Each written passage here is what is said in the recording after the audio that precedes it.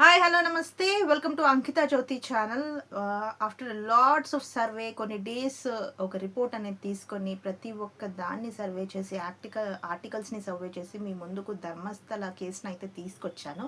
Because I wanted to do it because ఇదంతా జరుగుతుంది 1979 నుంచి. యాక్చువల్లీ ఒక మనిషి వచ్చేసి నేను 1995 నుంచి 2014 వరకు నేను అక్కడ వర్క్ చేశాను. అక్కడ మాస్ బరియల్స్ నా చేయితోనే జరిగాయని చెప్పాడు ఆయన. సో దాన్ని ముందు ముందు నేను చెప్తాను ఎలా చేశాడు ఏంటి అనేది. కానీ ఫస్ట్ ఈ కేసు ఎక్కడి నుంచి స్టార్ట్ అయిందనేది తెలుసుకుందాము.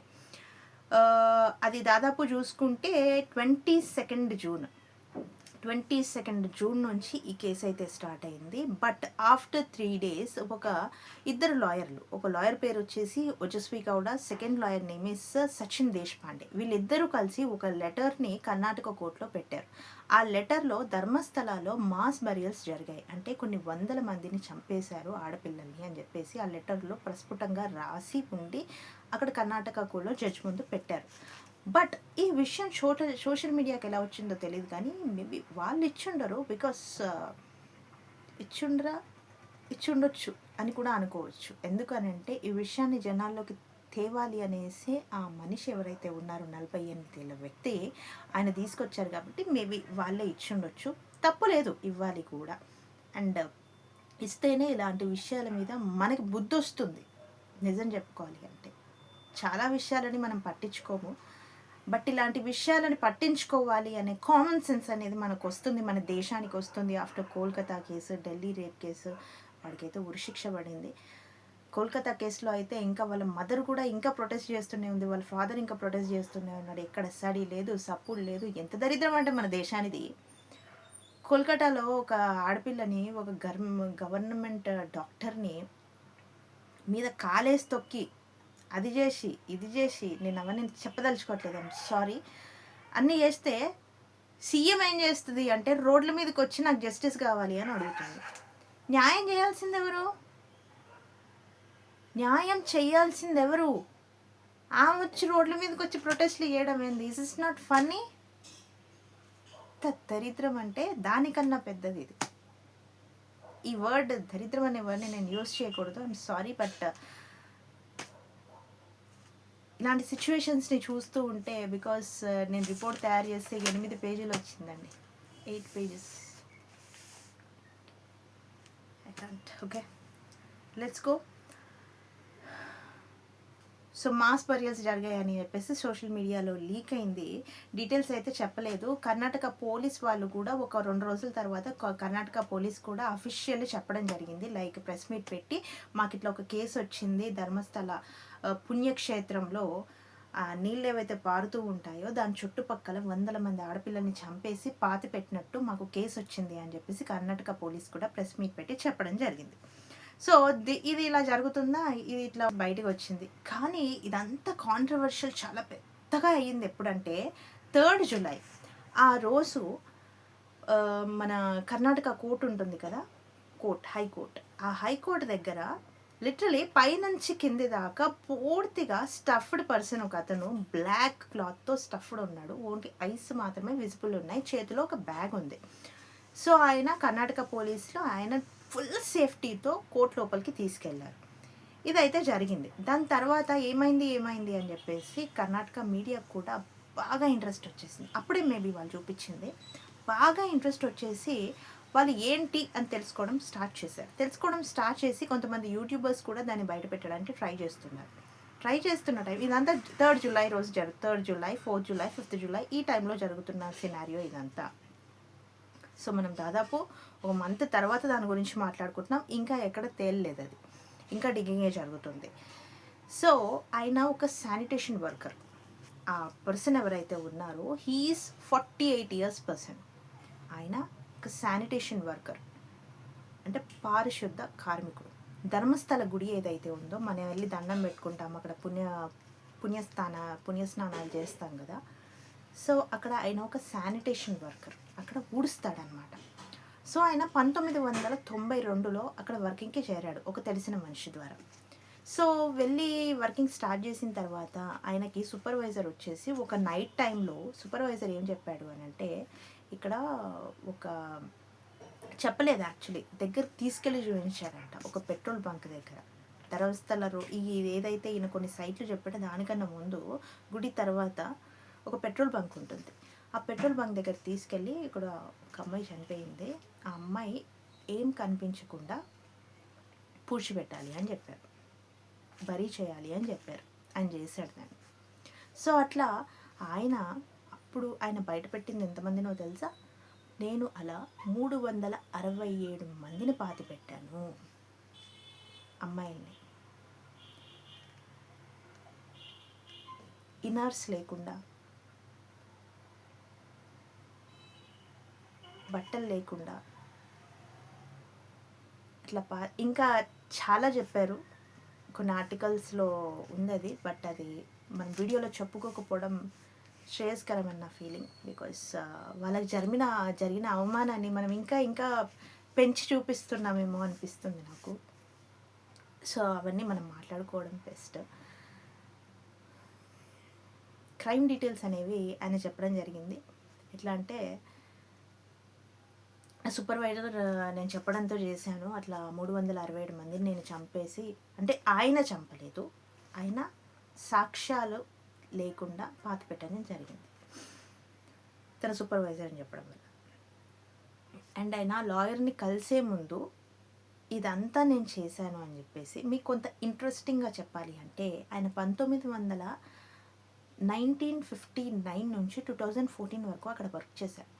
1959 నుంచి 2014 వరకు ఆయన దాదాపు 367 మంది ఆడపిల్లల్ని,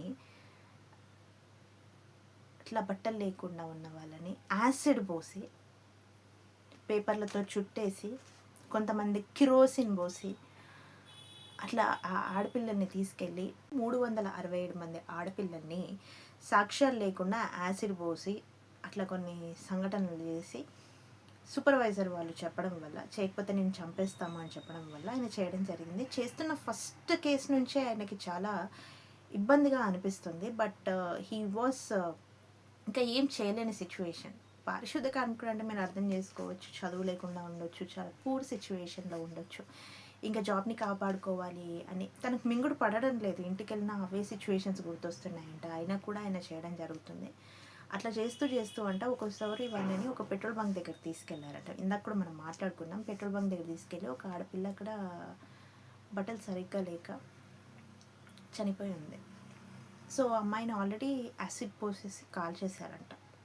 సో ఈయనకేం చెప్పారంట, పేపర్స్తో చుట్టేసి తీసుకెళ్ళి పాతి పెట్టేసాయి అని చెప్పారంట. సో ఆయన చేశారు అది. అట్లా చాలామందిని, అంటే ఒక స్కూల్ పాపని, నాకు అసలు వర్డ్స్ కూడా రావట్లే, ఒక స్కూల్ పాపని అట్లనే తన టై ఉంటుంది కదా, టైతోని కట్టేసి చంపేయడం జరిగింది. ఆ పాపని కూడా అదే అడవిలో పాతి పెట్టాడంట. అట్లా 300 దాకా చేయిందంట. కానీ 2014లో ఏమైంది అని అంటే, మేబీ నాకు తెలిసి ఆయన కూడా కొంత అలవాటు పడిపోయి ఉండొచ్చు. కానీ 2014లో వీళ్ళ ఇంటికి సంబంధించిన పాప, ఎవరైతే ఈ 48 ఏళ్ళ కార్మికుడు ఉన్నాడో ఆయన ఇంటికి సంబంధించిన ఒక పాప మిస్సింగ్ ఉంది. వీళ్ళు కూడా ఒక చిన్న పాపని తీసుకెళ్ళి బరీ చేయమని చెప్పారు. ఆయన చేసేసాడు చూసుకోకుండా. తర్వాత 2014లో ఇట్లా జరగడం వల్ల ఇంకా ఆ ఇయర్ ఇంకా ఈయనకి కాక ఎవరికి తెలియకుండా ఫ్యామిలీని తీసుకొని చాలా స్టేట్స్ తిరిగాడంట. ఒక్కొక్క స్టేట్లో ఈయనను పట్టుకోవడానికి కూడా ట్రై చేయడం జరిగింది. అవన్నీ కూడా ఇంకా బయటికి రాలేదు, మేబీ ముందు వస్తాయి. సో చాలా స్టేట్స్ తిరగడం జరిగింది. అలా తిరిగి 2025లో ఆయనకి ఇంకా, అంటే నిజం చెప్పాలి అని అంటే ఇక్కడ ఎంతమంది ఆడపిల్లలు చనిపోవడం, నాకు తెలిసి ఇట్లా mass rapes, mass burials foreign కంట్రీస్లో చాలా జరుగుతాయని వింటాం కదా.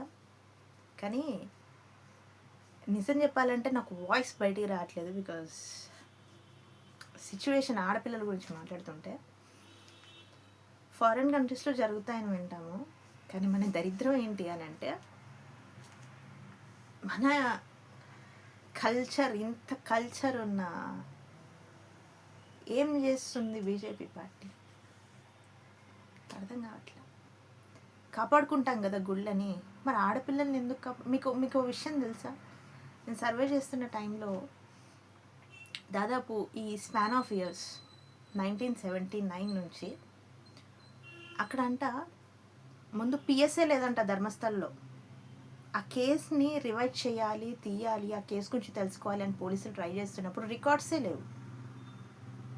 కొంతమంది చూసుకుంటే మొత్తం క్యాలిక్యులేషన్ చూసుకుంటే 416 మంది ఓన్లీ ఆడపిల్లలే 416 మంది మిస్సింగ్ ఫ్రమ్ సమ్ ఇయర్స్. కేసులు లేవు, ఏమీ లేవు. ఒక్కసారి ఊహించుకోండి వాళ్ళ ఫ్యామిలీ గోస ఎలా ఉంటుందో. ఐమ్ సారీ, ఐమ్ గోయింగ్ ఒక ఎమోషనల్ పార్ట్లోకి తీసుకెళ్తున్నట్టు అనిపిస్తుంది. సో మనం డైరెక్ట్ కేస్ డీటెయిల్స్లోకి వెళ్దాము. సో ఆయన చాలా ఏరియాస్ తిరిగి 10th రోజు ఆయన ఏం చేశారు అంటే నాకు ప్రొటెక్షన్ కావాలి అని చెప్పేసి వేశారు. సో ప్రొటెక్షన్ కావాలి అంటే వేలతంగడి కోర్టులో ఆయన హాజరవ్వడం జరిగింది. హాజరైనప్పుడు ఆయన నేను ఏ పాలిగ్రఫీ టెస్ట్కైనా నేను రెడీ, నేను చావడానికి కూడా వెనకకు పోను. నిజంగా అండి దండం పెట్టాలి ఇట్లా మనిషికి. ఎన్ని తప్పులు వారి చేతితో చేపించినారు. మేబీ పూర్వజన్మలో ఉందేమో అది రాసి. కానీ నేను ఏ పాలిగ్రఫిక్ టెస్ట్కైనా రెడీ, ఏ టెస్ట్కైనా రెడీ, జైలు పోయినా రెడీ, నేను చచ్చిపోయినా రెడీ, నా మీద ఎన్ని అయినా చేసుకోండి. నేను అట్లనే మీకు పేపర్లో రాసి ఇవ్వను, డాక్యుమెంట్ పరంగా నేను మీకు సైట్స్ చెప్పను, నేను తీసుకెళ్ళి చూపిస్తాను అని చెప్పేసి సొంత బాధ్యత తీసుకొని ఒక మనిషి బయటకు వచ్చాడు. బయటికి వచ్చి ఆ 13 సైట్లు ఉన్నాయి. ఏదైతే ధర్మస్థల గుడి ఉందో గుడికి ముందే స్నానఘట్టం ఉంటుంది. ఎట్లయితే మనకి ఇక్కడ ఏరియాస్లో ఉంటాయో సేమ్ అదే విధంగా స్నానఘట్టం ఉంటుంది. ఆ నది ఎప్పుడు తీవ్రమైన ఫ్లోలోనే ఉంటుంది. ఆ వాటర్ తర్వాత మనకు ప్రతి దగ్గర ఉండేది అడవి ఉంటుంది. అడవికి ముందు రోడ్ ఉంటుంది అనమాట. ఆ రోడ్ తర్వాత కొన్ని సైట్లు ఉన్నాయి పాతిపెట్టినాయి. ఆ అడవిలో ఒక పిల్లర్ ఉండే అంట. ఈయన పాతి పెట్టినప్పుడు గుర్తుపెట్టుకోవడానికి కొన్ని చెట్లని సగం వరకు నరికి ఒక 3 చెట్ల ప్లేసెస్లో, ఆ ప్లేస్లో ఎక్కువ మందిని పాతి పెట్టాడంట. అక్కడ కూడా ఆయన కొన్ని నరికి వెళ్ళాడంట. మేబీ ఇన్ని సంవత్సరాలు అయిపోయింది కాబట్టి ఆ చెట్లు కానీ అవి పెరిగిపోయి మొత్తం అది ఇది పిల్లర్ కూడా లేదంట ఇప్పుడు యాక్చువల్లీ పోలీసులు వెళ్ళి చూస్తే. సో ఈయన 13 సైట్లు ఒక్కొక్క రోజు తీసుకెళ్ళి చూపించడము, ఆ సినారియో అంతా మాట్లాడుకుందాం మనము. 14 జూలై రోజు ఒక సిట్ అనేది ఏర్పాటు చేయడం జరిగింది. ఎందుకు అని అంటే ఈయన డీటెయిల్స్ని సోషల్ మీడియా పూర్తిగా బయట పెట్టడం. ఎందుకంటే ఆయనకు కానీ ఆయన సరే ఆయన ఎట్లాగో నేను చచ్చిపోతాను అన్న దానితోనే ఆయన బయటకు వచ్చారు. బట్ ఆయన ఫ్యామిలీ ఉంటారు కదా, ఆయన ఫ్యామిలీని కూడా ఏమైనా చేస్తారు అన్న దాంతో సిట్ని ఏర్పాటు చేయడం జరిగింది. స్పెషల్ ఇన్వెస్టిగేషన్ టీమ్ని ఏర్పాటు చేశారు. సో స్పెషల్ ఇన్వెస్టిగేషన్ టీం దగ్గర నుంచి కొంతమంది, మీకు విషయం తెలుసా, ఓన్లీ నా 1959 నుంచి నా అక్కడ పనిచేసి అక్కడ శవాలను పూడ్చిపెట్టానని చెప్పాను కదా, ఆ టైం నుంచి ఇలాంటి మంది పేర్లు దాని గురించి నేను ఒక వీడియో చేస్తాను. చాలామంది తహసీల్దార్లు, ఫోరెన్సిక్స్ డిపార్ట్మెంట్స్ వాళ్ళు, పోలీసులు దాని మీద మాట్లాడటం జరిగింది. ప్రొటెస్ట్లు చేశారు. ఒక్కొక్క ఆడపిల్ల చనిపోతుంటే ఎక్కడ ఎటువంటి న్యాయం ఎవ్వరికీ జరగలేదు. మనము అనుకుందాం, ఇప్పుడు అందరూ అంటున్నారు ఏంటి అని అంటే అక్కడ 367 మంది శవాలు ఉండాలి అంటే ఈయన 13 సైట్లు చూపించాడు. అంటే డే 1 రోజు తీసుకెళ్ళాడు 13 నేను అదంతా డీటెయిల్స్ మీకు చెప్తాను. 13 సైట్లు చూపించాడు. అక్కడ ఏం దొరికినాయి, కొన్ని బోన్స్, ఒక స్కెలిటన్ వితౌట్ హెడ్ అండ్ ఒక పాన్ కార్డు ఇలాంటివి దొరికాయి. అసలేం జరుగుండదు అని చాలామంది మాట్లాడుతున్నారండి.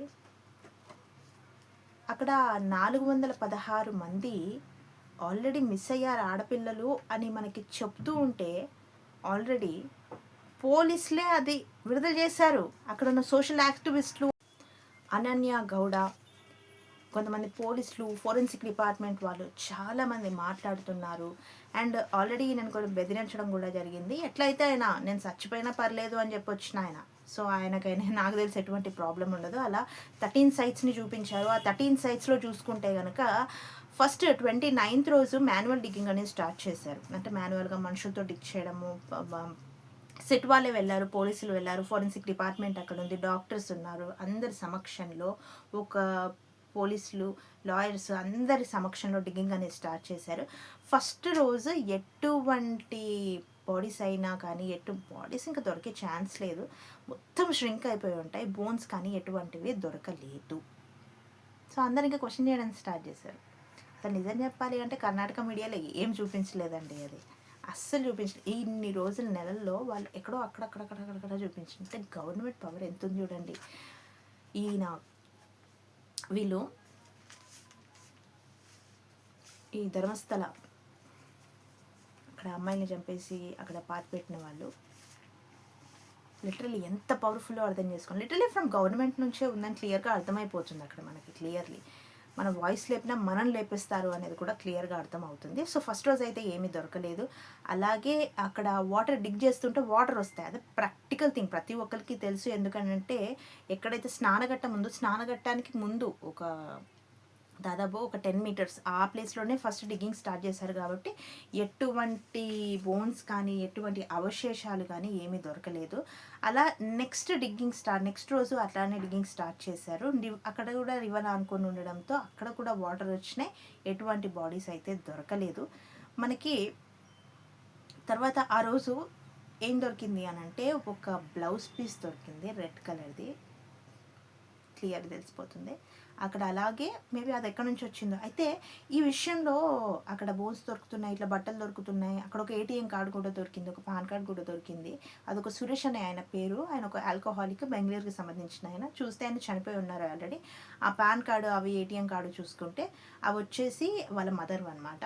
సో వాళ్ళ ఫ్యామిలీ డిక్లేర్ చేసేసారు ఈజ్ అన్ ఆల్కహాలిక్, అలా వెళ్ళి చనిపోయి ఉండొచ్చు అని చెప్పేసి డిక్లేర్ చేసేసారు.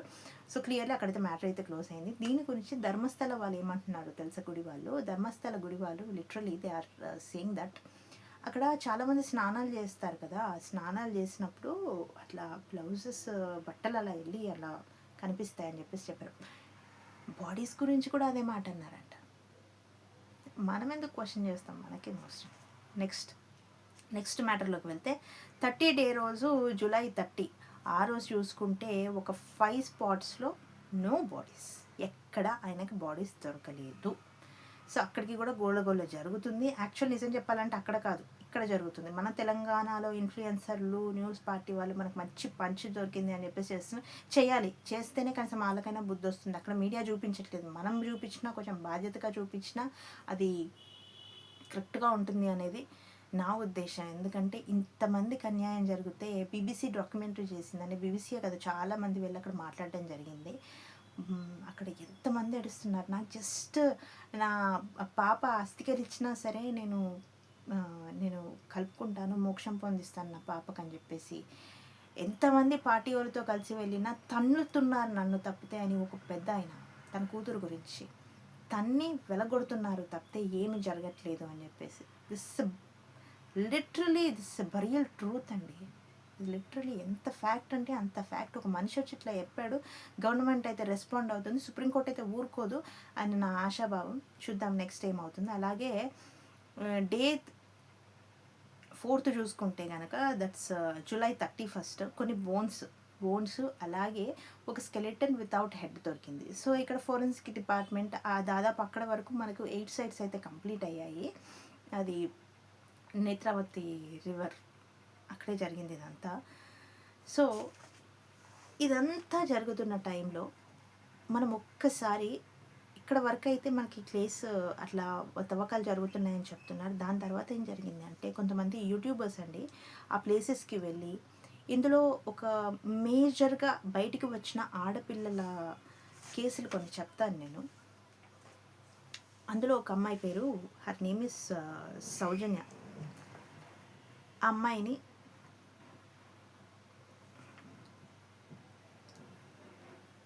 తన మీద మట్టి పోసి, ఎక్కడ పోసారు అనేది నేను చెప్పను, ఐమ్ సారీ. ఒక ఆడపిల్లగా నేను చాలా సిగ్గుపడుతున్నాను అవన్నీ చెప్పడానికి. తన బట్టలు లేకుండా తన టైతోనే తనని ఉరేసి చంపేశాడు. అమ్మాయి గురించి చాలా గొడవ పడుతున్నారు పోలీసులు కూడా. చాలామంది ఆ కేసు ఇంకా బయటికి రాదు, కొన్ని ఏళ్ళ నుంచి జరుగుతుంది అని చెప్పేసి. సో ఆ అమ్మాయి ఇంటి దగ్గర ఇదంతా జరుగుతున్న టైంలో జనాలు రావడము ఇదంతా జరుగుతుంది. లిటరలీ ఎవరైతే పవర్లో ఉన్న ఎదవలు ఎవరైతే ఉన్నారో వాళ్ళ మీద, వాళ్ళ ఇంటి మీద, వాళ్ళ అంకుల్స్ మీద, వాళ్ళ మీద దాడి చేయడం జరుగుతుంది. ధర్నా చేసిరన్నమాట అందరూ కలిసి. అంటే బయటకు వచ్చింది ఇప్పటికైనా మన పిల్లకి న్యాయం జరుగుతుందేమో అన్నది ఒక ఆశ వాళ్ళది. అట్లా బయటకు వచ్చి గొడవ పడుతుంటే వీళ్ళు వచ్చి వాళ్ళ కార్లు ధ్వంసం చేయడం, వాళ్ళని కొట్టడం, పోలీసులు ఏం చేస్తున్నారో మరి. సౌజన్య కేసు కన్నా ముందు కూడా 1979 అండి ఫస్ట్ ఇదంతా స్టార్ట్ అయ్యింది. She's a teacher. తన నేమ్ ఎంత బేస్ఫుల్ ఉందంటే వేదవల్లి. ఎంత బాగుంది కదా name. She is also very beautiful అండి. She is an educated candidate. ఆమె ఒక educational institute, STM educational institute, ఆ ఇన్స్టిట్యూట్ పేరు. ఆ ఎడ్యుకేషనల్ ఇన్స్టిట్యూట్కి కూడా చాలా వరస్ట్ బ్యాక్గ్రౌండ్ ఉంది. ఈమె కొంచెం తక్కువ జాతి అని చెప్పేసి ఆమెకి రావాల్సిన హెడ్ మిస్ట్రెస్ పోస్టు ఆమెకి ఇవ్వలేదు. ఇవ్వకపోవడంతో ఆమె భర్త వచ్చేసి ఒక డాక్టర్, అలాగే సోషల్ యాక్టివిస్ట్ అనమాట. ఆయన పేరు హరాల. సో ఆయన ఇద్దరు కలిసి కోర్టులో కేసు వేశారు 1979. గుర్తుందా?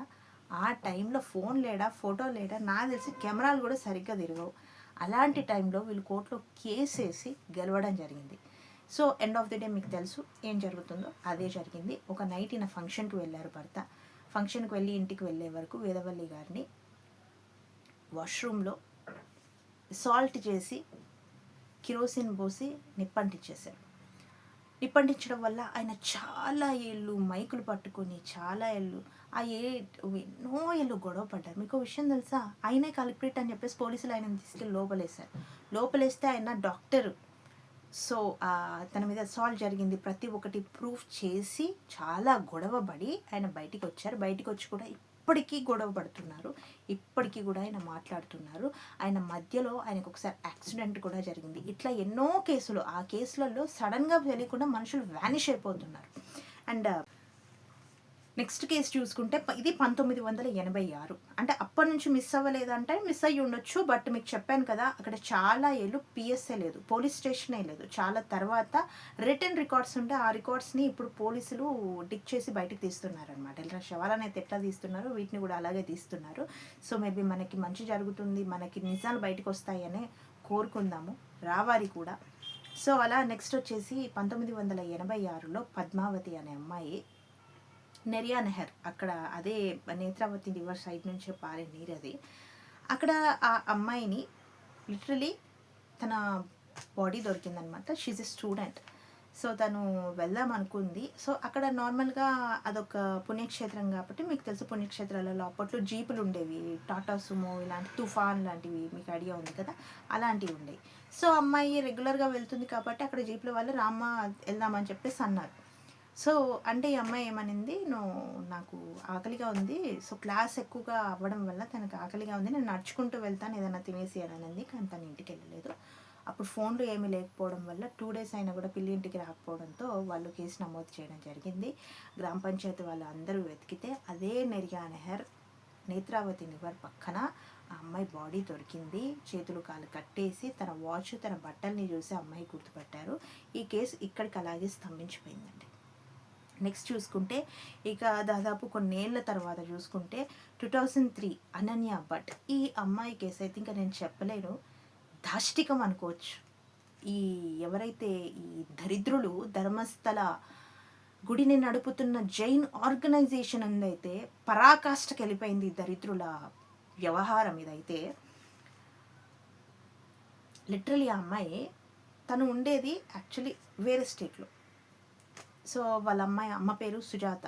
ఆమెకు స్టెనోగ్రాఫర్గా వర్క్ చేస్తుంది. ఎక్కడ అనుకుంటున్నారు? సిబిఐ డిపార్ట్మెంట్లో స్టెనోగ్రాఫర్గా వర్క్ చేస్తుంది. ఆ అమ్మాయి ఇక్కడికి టూర్కి వచ్చినప్పుడు ఆడపిల్లలతోనే తిరుగుతుంది. ఇంకేముంది, సడన్గా ఎత్తుకుపోయి ఉండొచ్చు. తీసుకెళ్లారు.